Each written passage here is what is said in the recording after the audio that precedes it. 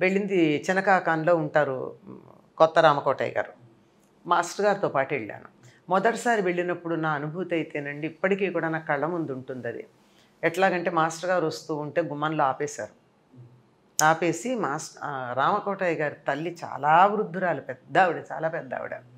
ఆవిడ బయటకొచ్చి ఆయన కాళ్ళు కడిగి, ఆ కడిగినటువంటి నీళ్ళు తీర్థంగా తీసుకుని తల మీద చల్లుకుని లేచి లేవలేని పరిస్థితిలో ఉన్నారు ఆవిడ, పెద్దావిడ అప్పటికి.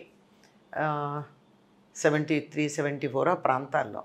అందరి మీద చల్లి వాడు మంచం వెంటనే వెళ్ళారు. అంతకన్నా ఎక్కువ శక్తి లేదు. ఇళ్ళ మంచం మీద తను పడుకున్నారు. మాస్టర్ని ఎదురుగా కూర్చోబెట్టుకున్నారు. కూర్చోబెట్టుకుని, నాయనా కృష్ణ, ఎంతకాలం ఎదురు చూశాను నాయనా, ఎంతకాలానికి వచ్చావురా, నా చేతులు పట్టుకుని మొహం తడిమి, బుగ్గలు తడిమి, మొహం అంతా అసలు చూస్తూ ఆవిడ కళ్ళనీళ్ళు కార్చేస్తూ ఉన్నారు.